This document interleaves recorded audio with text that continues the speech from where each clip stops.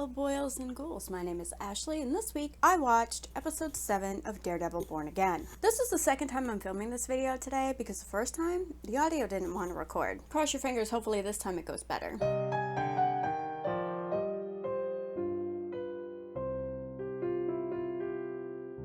So, Fisk now knows Daredevil is back and he is less than thrilled about it. We see him at the beginning of this episode talking to Buck and Daniel about what they see when they look out the window, and one says Starbucks, the other says people. Fisk says fear. Honestly, I think the only person feeling any fear is Wilson Fisk himself, because he's probably a little bit afraid of Daredevil. And you know, I don't blame him. But Daredevil's not really what Fisk needs to worry about this episode, because something happened that I did not see coming. And it starts with Vanessa. She has like this secret meeting with Luca, and he's complaining, you know, we're not earning the way we were earning before when he was gone and when you were in charge. And I think Vanessa a little bit misses being in charge herself. And this is one of my favorite things that happened in this episode. Probably my most favorite thing, because I did not see it coming. It took me completely by surprise, which is not something that happens easily whenever I watch something. Fisk goes to dinner alone, as far as she knows, alone. Is he ever truly alone? No, because Buck is like his shadow, so I don't know what she was thinking.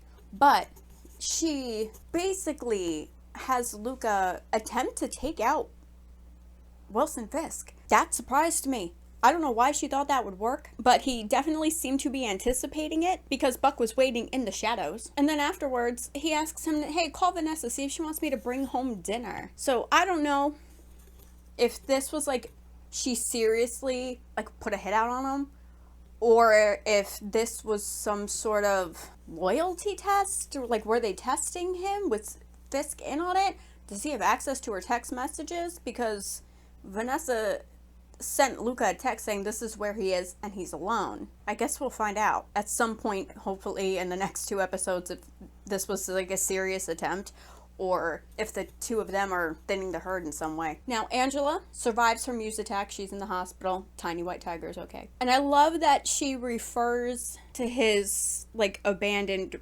subway area as a murder basement. Matt asks her, you know, is there anything like specific or distinct that really stood out to you that you remember? And she tells him about all of these portraits that he kept drawing and he had everywhere. And she goes, yeah, that was real weird. But before she comes to and she's talking to him, she's like remembering the incident, dreaming about it, and she hears Daredevil's voice. And then she's talking to Matt.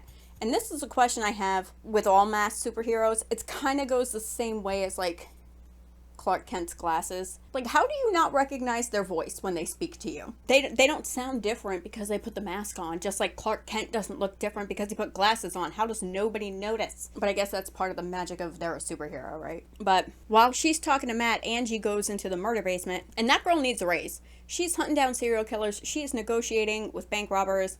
She's doing a lot. She figures out who this kid is, and it's somebody we saw in an earlier episode back when Heather was doing her book signing, when she became the Fisk's therapist. This guy spoke to her before Buck did, and I noticed that kid, like, something is off with him, and they're making a point to show him to us, and they're not gonna do that unless he's part of something. Right? They're not going to have her have a conversation with this kid for no reason. The kid is Muse, right? And it doesn't take long in their session for Heather to catch on. And, you know, she kind of tries reasoning with him, and then she gets angry when he puts the mask on, and she calls him a coward because she's still on her thing about superheroes wearing masks, which she mentioned in the previous episode. She wants to write a book about vigilantes and why they wear masks and everything. Matt, for some reason, feels he needs to go as Daredevil down into the murder basement while the task force is there and look at some of these portraits.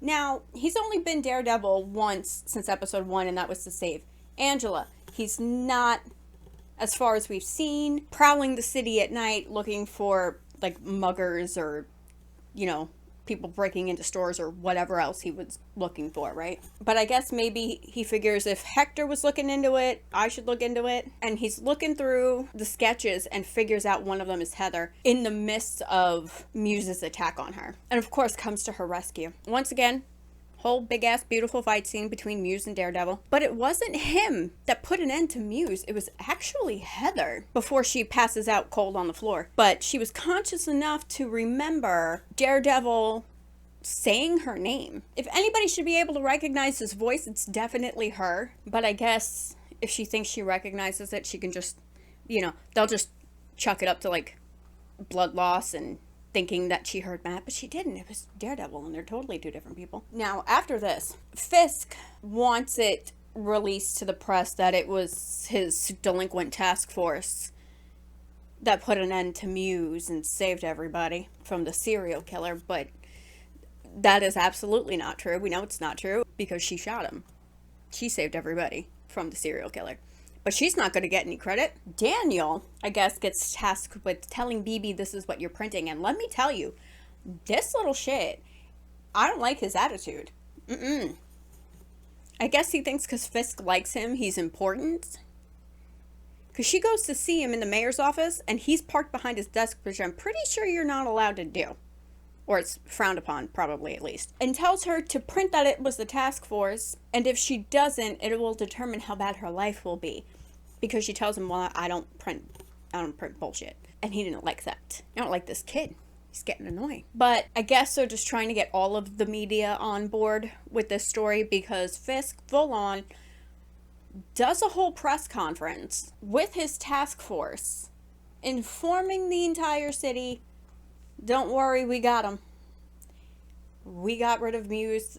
Everybody is safe. The serial killer is gone. Don't you worry. The task force did its job. Who needs vigilantes? But I will say, I really expected Muse to hang around a little bit longer than he did. His whole story went very quickly.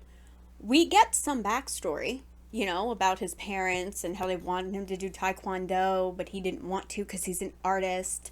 And they got him the best Taekwondo instructor in the world, and then the dude ended up dead on their property. Clearly this kid was showing signs from the beginning and nobody paid attention, but they gave us little glimpses of him for 2 episodes, and then I feel like now that this episode is about him, it went like so quick. With only 2 episodes left, I imagine there must be something else big that they're working on for them to have flown through Muse like this. Perhaps it'll be a meeting between Daredevil and Kingpin, because I can't imagine whatever else it could be. Everything seems to be leading to that point. Anyway, that's it for this video. Thank you so much for watching. I'll see you guys next time. Be excellent to each other. Bye.